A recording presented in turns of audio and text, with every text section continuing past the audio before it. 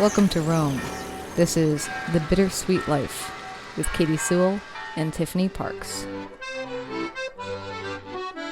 Hello, this is The Bittersweet Life. I'm Katie Sewell. I'm Tiffany Parks. And we are back after our hiatus in August. I hope you enjoyed those replayed author interviews we did. I actually heard from quite a few people who really actually enjoyed the revisiting of some of those conversations.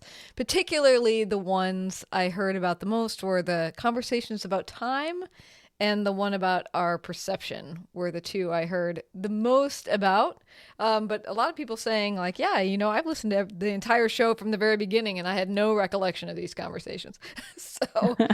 So that's good. That's good. For me personally, I actually even re-listened to them and enjoyed hearing their thoughts, almost like they're brand new thoughts to me. So Cool. yeah, but cool. Yeah, those were some good ones. Yeah, but Tiffany and I are back in the office. And if you've been with us on Patreon, you have been getting an update on where we've been and what we've been doing. But those of you on the main show have not. And so today we're going to sort of do we're back, what happened, and especially tackling the question of, after a vacation, what is it like to come home again?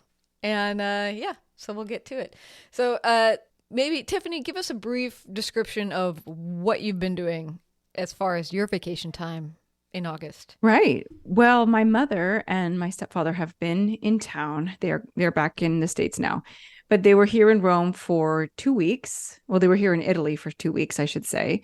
And the second week of that, 8 days, actually 8 nights, and by we, I mean them and Aurelio and myself and Claudio, when he could get away from work, about half of the nights, we went out into the countryside, specifically near a lake in the Viterbo province of Lazio. So the next province to the north from where Rome is, about an hour away by car, but, really, really different landscape and really different feeling. I mean, I don't know about Seattle, but my mom was saying for her in Arizona, you can drive for 50 minutes, but the landscape doesn't change very much. And the general ambiance of the place, besides obviously getting out of the big city, doesn't really change that much. Whereas in Rome, we found that it really felt like another world. It kind of almost felt like we were, maybe not another world, but, it felt almost like we were somewhere in the middle of Tuscany, much, much more remote area than just being literally 50 minutes from Rome. And it was absolutely beautiful and relaxing, although we did do a lot of excursions, and it was hotter than I expected, unfortunately. There was a heat wave at the time. So a little bit cooler than Rome, but much cooler, but wonderful. Just a really great sort of getaway. Yeah. Were there any of your particular routines that you would say that you stopped doing while you were out Everything. All of my routines have flown out the window since basically I went to Belgium at the beginning of June. Just getting back into them. I mean, my tea in the morning and my preferred breakfast of it sounds so boring, but it's what I like. Cottage cheese with fresh fruit. I don't know what it is about that I just adore. And so that's about it. I mean, Aurelia was going to bed super late. We were eating anything we sort of, at least particularly me, I was eating anything that was like within reach. And yeah, I think these, with the exception of, when Claudio and I go out for dinner and Aurelio stays at my mother-in-law's, with the exception of those, I think this is the first time that Aurelio has ever been away from Claudio like that. So he's been away from me because I spent 2 nights in Belgium and I went to the States for 10 days back in 2018 by myself.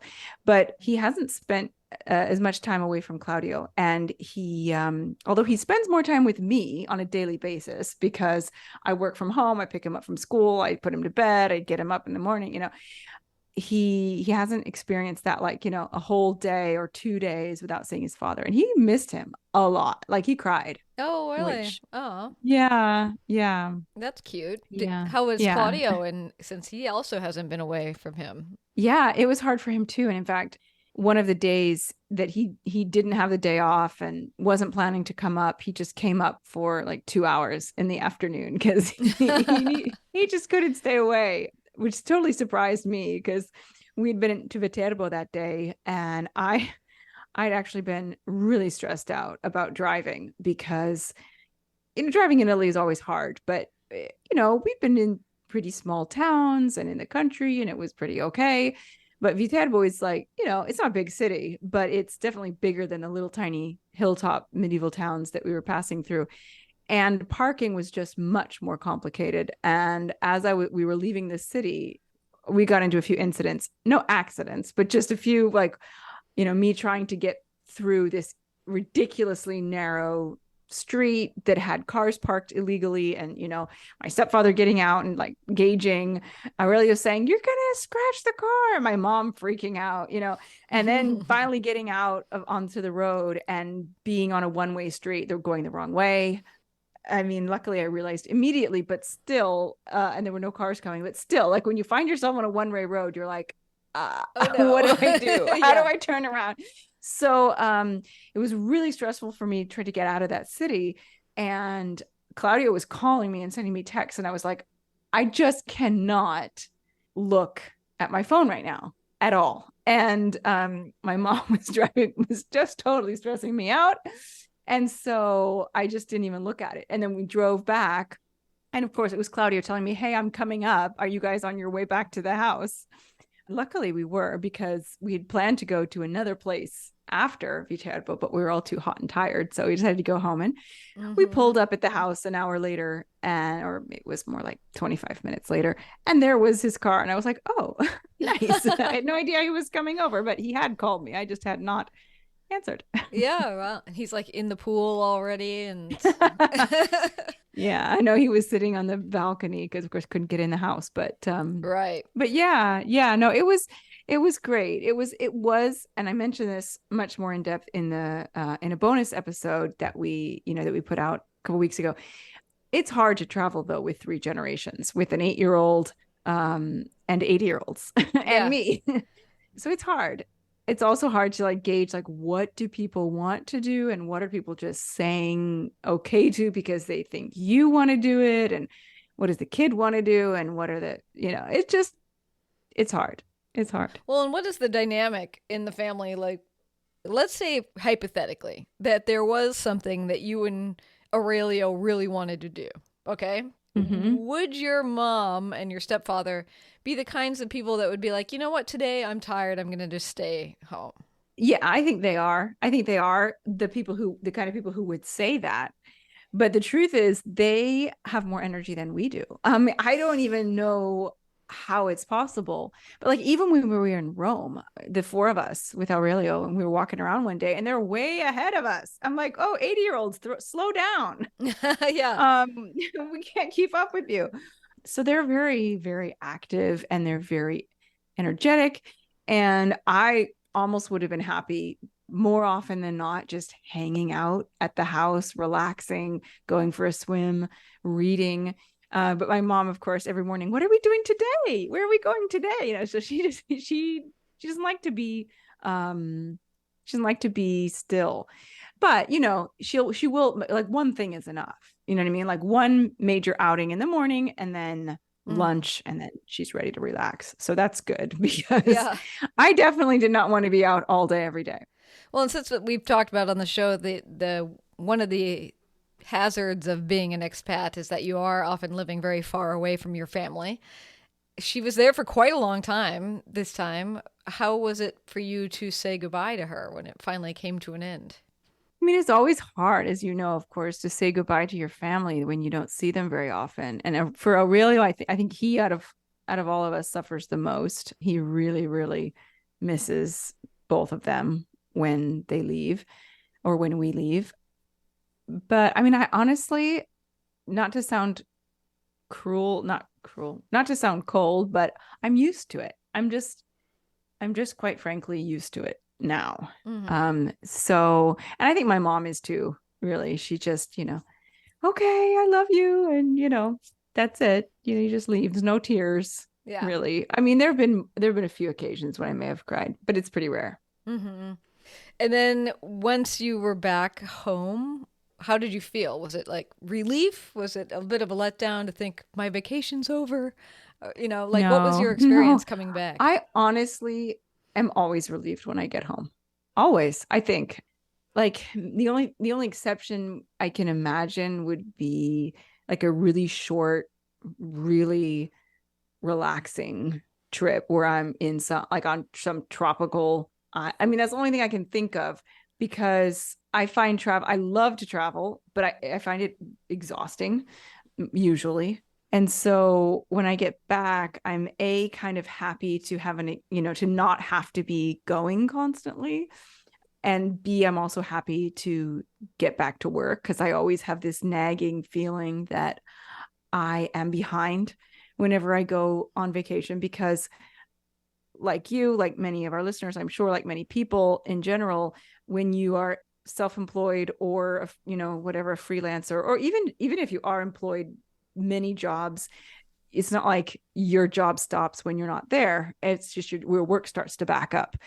So whenever I'm on vacation, I always have that feeling of like, okay, this is great, I'm enjoying it, but when I get back, I'm going to have to do a whole bunch of stuff, and I just kind of can't wait to sort of at least start chipping away at it and start getting some of that stuff done so I cannot be stressed about it. I feel like you're marching toward it, some sort of progress. Yeah. And I mean, I am the third reason is I am a bit of a homebody. And I know that sounds crazy for someone who loves to travel and someone like an expat, but I've come to the terms with the fact that there is a big part of me that is a homebody and that really likes to, I savor certain things about my home life.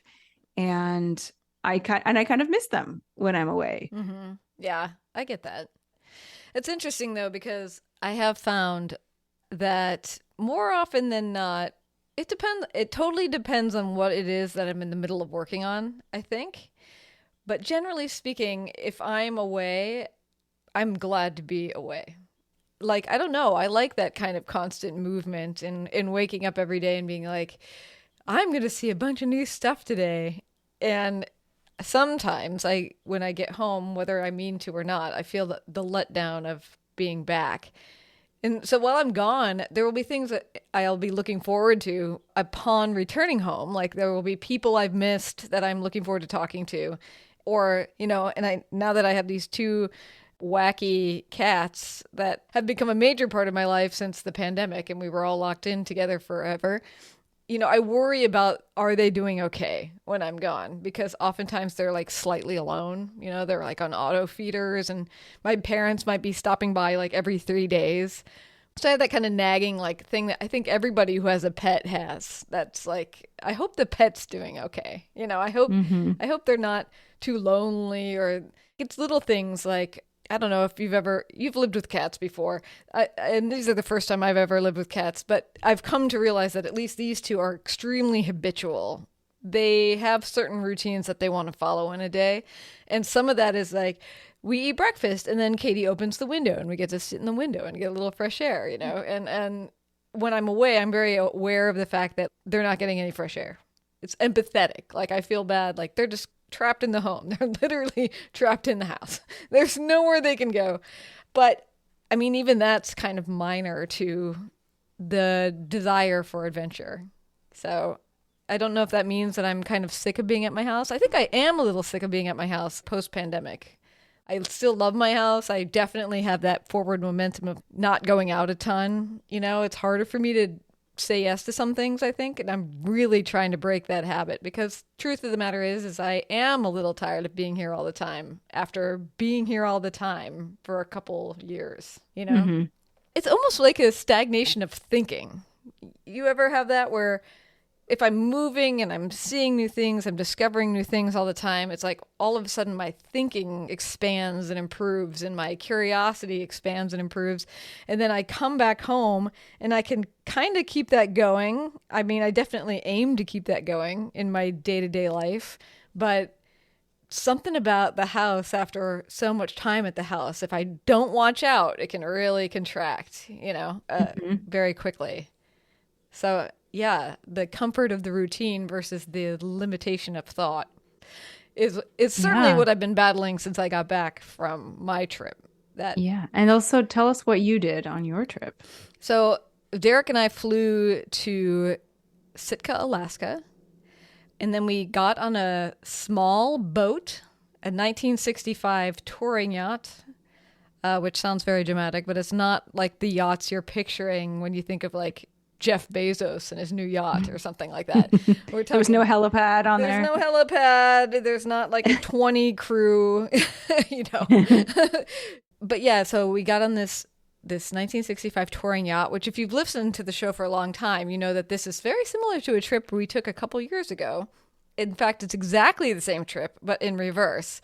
So we went to Sitka, we got onto the Sea Star, which is what it's called, and took it down, stopping a few places along the way through the Inland Passage past Canada and back into Seattle. It took over a week at sea to get here. And much of the time, we were only in like a port where you're wandering around a place. Well, we started in Sitka, obviously. So we wandered around Sitka. And then we stopped in Ketchikan and spent an afternoon wandering around there. Slept every night on the boat. And most nights we were just parked in a cove.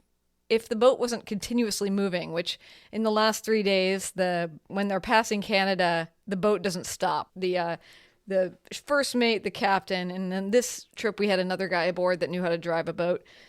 Just were in like 6-hour rotations. So for that 72 hours, the ship is just going.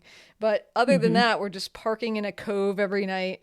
They shut all the generators off. So it's just dead quiet. And we're the only people. Wonderful. We're the only people in the world. There were days where we might pass a ship or two, but most of the time we were just alone. Particularly when you're going past Canada, you don't even see cabins or any other sign of life. There's no planes going overhead, which in itself is an odd experience because we're so used to just hearing air traffic happening. And then we didn't hear any traffic. When you say going past Canada, yeah, and you called it an inland passage. So I'm picturing like inland, like it's more like a river type situation, but am I wrong? Is it on the ocean? Where exactly does the ship go? So the ship just continually drives past Canada to kind of avoid any of the immigration stuff if we were to stop in a town, because we're not there like planning to get off in Canada with our passports and this or that. So as long as they just keep going, it's kind of like you're not inland when you're in Canadian waters. It's inland in the sense that it's protected waters. So it's like off of the ocean, but there are pieces of land on either side of you for much of the time. But it's not like we're pulling into a Canadian port, you know? Okay. So what's the land on the other side? I mean, it's like a series of islands and peninsulas. Like the Inland Passage, it's called, it's a very famous thing that it's like a lot of... I don't know about it. So I'm ignorant about this. A lot of boats take it because like when you're exposed to like open waters, the sailing is much rougher. So if you can be in these passageways where there's land on either side of you, it's more protected.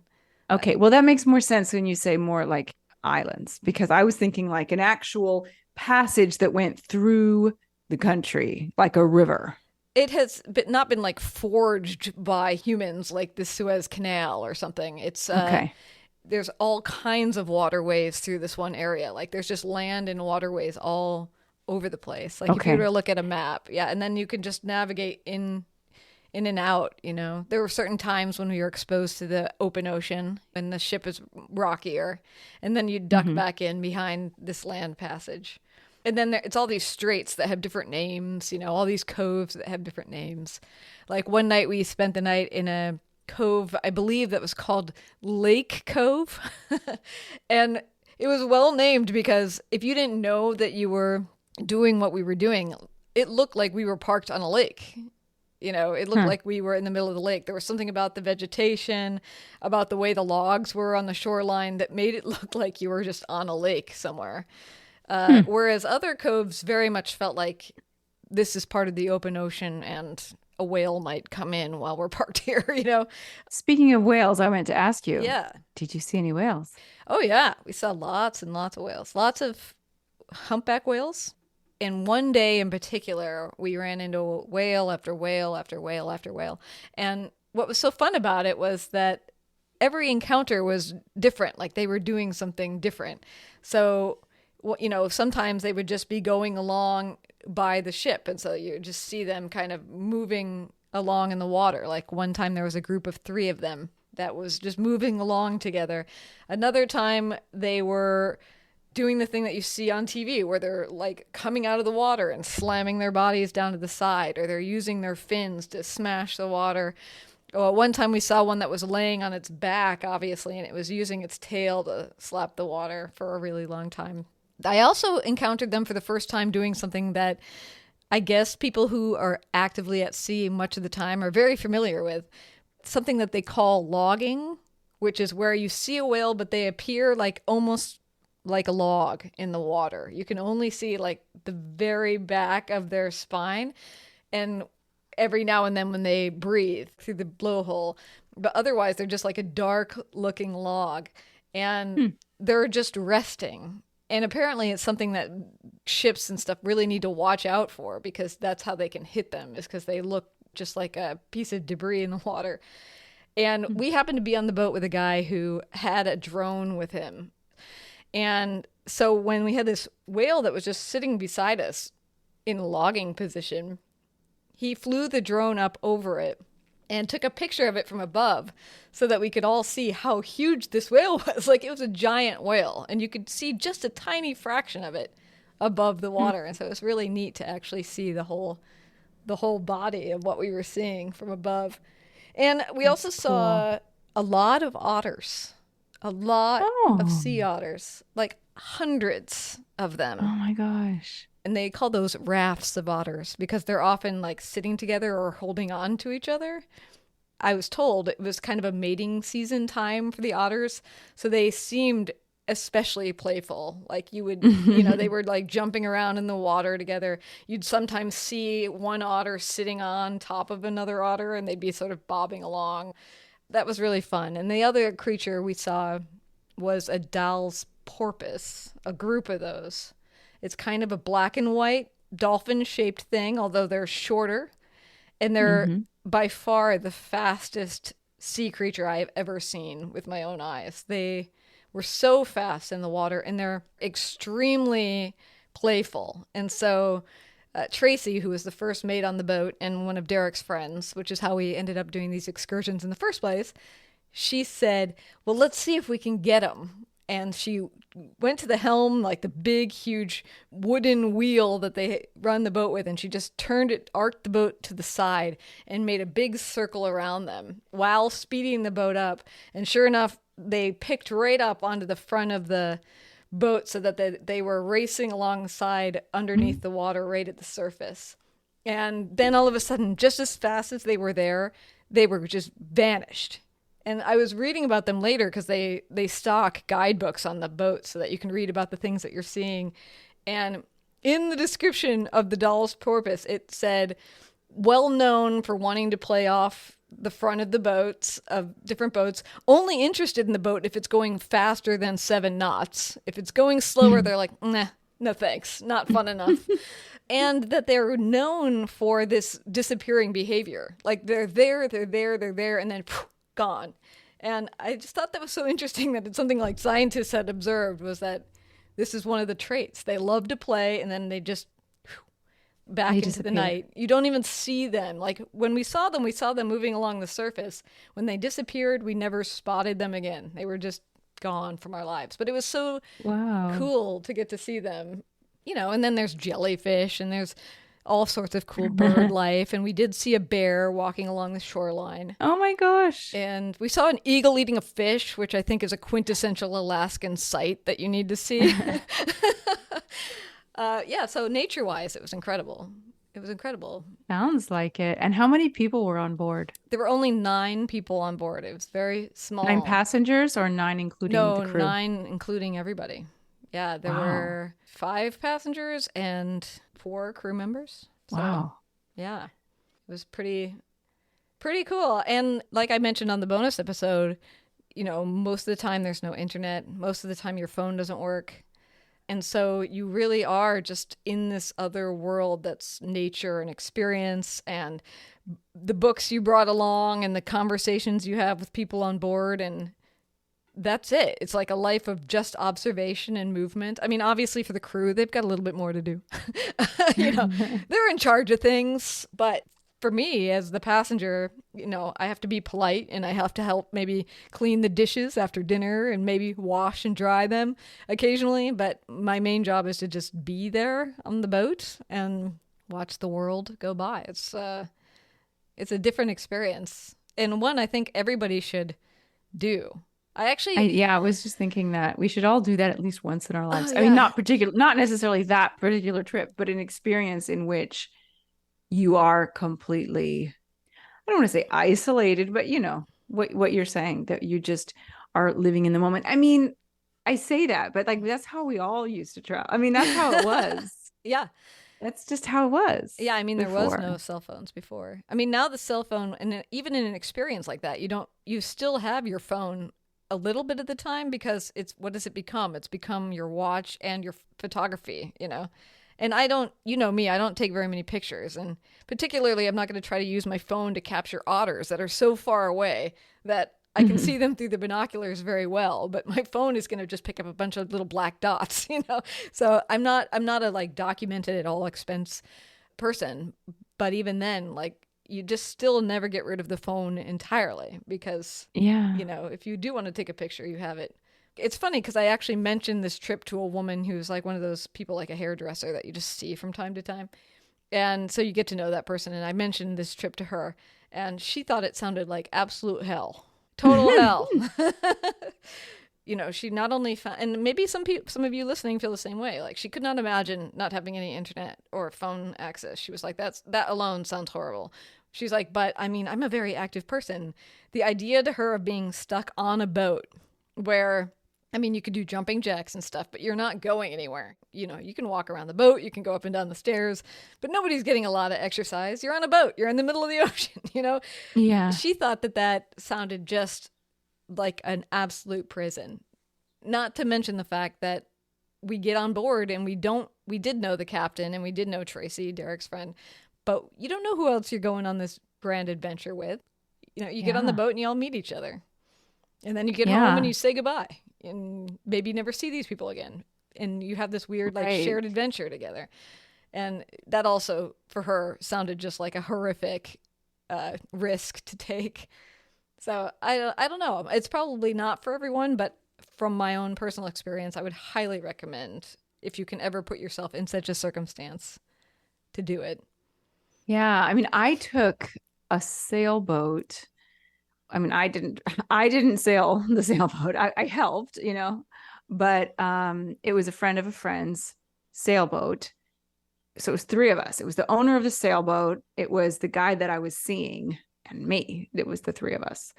And we sailed from Phuket, Thailand, down to, I guess it was Kuala Lumpur. Like it was the end of Malaysia. So Mm-hmm. it was down the Straits of Malaga.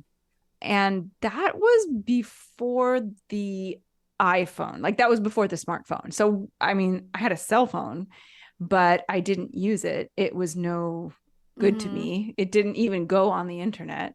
So, even if there had been internet available, my phone didn't, I don't think anybody's did.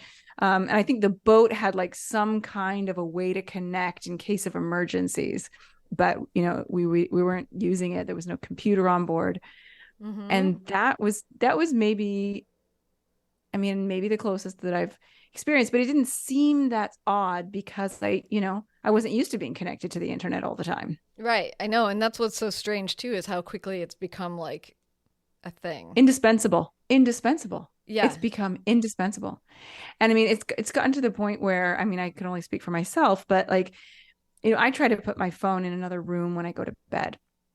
So, even if I'm, going to go to get in bed and read, and this is something that I've been trying to do for the past year, more or less. But this summer, I've really, like I said, let all my habits kind of go. And so I haven't been as good about doing that. And I've sort of been keeping my phone next to me and checking it first thing in the morning and all that, stuff you're not supposed to do. Anyway, I mean, so often I like be lying in bed reading before going to bed, and I get this thought, some random factoid that I think I need to know, Yeah.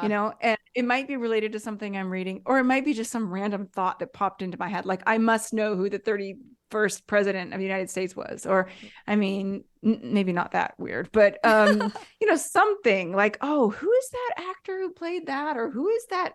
What is the name of such and such? And I feel like I got to grab my phone and I got to find out in this second. Like, I cannot wait. I've got to know now. That happened the other night, and I reached for my phone. I just reached like automatically without thinking, because I had to find this information. I was like, you know what?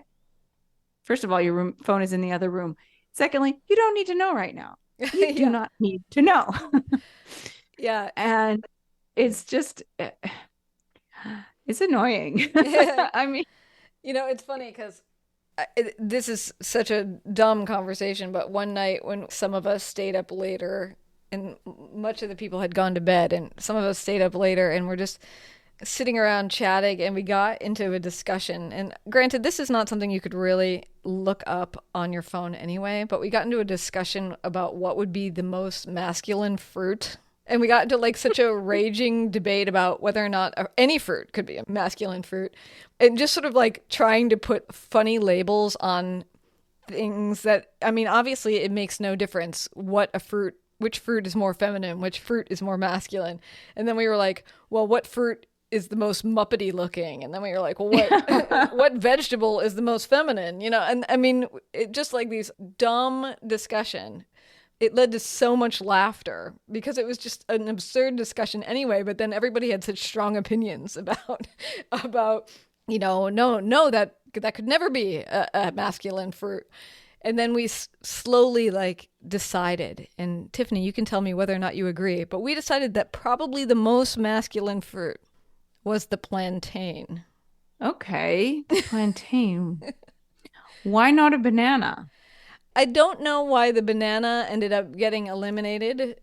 The banana didn't even come onto the table until like midway through the debate. See, that would have been my first thought. But then somehow the plantain rose to the top. I believe somehow a honeydew also got onto it. I don't know. It was actually with the honeydew that the whole conversation got started, because it was about whether or not you would eat a honeydew. We were originally talking about that, and how like often when there's a mix of melons, there's like cantaloupe and honeydew, and whether or not you eat around the honeydew.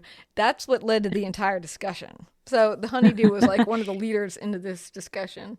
But anyway. It's funny. I cannot stand honeydew. And if if it's in a fruit salad, I won't eat the fruit salad because it will taint the other fruits with its disgusting flavor. So you can see how this could end up leading to an hour plus conversation when you have nothing else to do. Especially if you have nothing else to do and you have nowhere to go and you can't get away. Yeah, and it was such a delight. I mean, it was ridiculous. We left up the whiteboard because we got out a little portable whiteboard that they had in a drawer and left the whole chart. The diagram, thank you, that we had come up with, and we left it out for everyone who had gone to bed to see. And everyone's like, most muppety fruit. What's that supposed to mean? It's got to be the kiwi. Oh, that's a good one. Because it's furry. I would say kiwi is the most muppety fruit. All right. Noted. Well, we should probably leave it there. I have a lot more thoughts, not on fruits, but on this kind of stuff. But we can get to it in a future show or in a bonus episode. The one final thing, though, that I will say is that one thing that was kind of a delight about being up there is that things were in abundance in many places. And what I mean is you're going by days and days of riding in a boat, and all you're passing are trees on hillsides. Or the salmon were running so thick in Alaska they were jumping out of the water. Or seeing hundreds of otters all hanging out together. Or 40 whales in a day. And there was something about that feeling of seeing things in abundance when so much of like what we talk about in the news, and it's also catastrophic. It's about how we're losing everything with climate change and with, the environmental degradations. And it's true, like we are losing all these things. But it was also refreshing to know that like we are not losing everything. Not right now. Like there is still this abundance in the world, and something about seeing it didn't change the reality that we're all facing, but it felt so good to also say, like, look at these pristine places that are not destroyed, that we're getting to witness right now. It was a real privilege. I will say that. Wow. Sounds amazing. All right. Well, we'll leave it there. And until next time, this is The Bittersweet Life. I'm Katie Sewell. I'm Tiffany Parks. Join us again. Bye. If you love this show, support it. For as little as $5 every month, you get to hear 2 bonus episodes and even say hello during upcoming meetups online. That's every month for as little as $5. Visit thebittersweetlife.net and click support to explore ways to pitch in to keep this show you love on the air.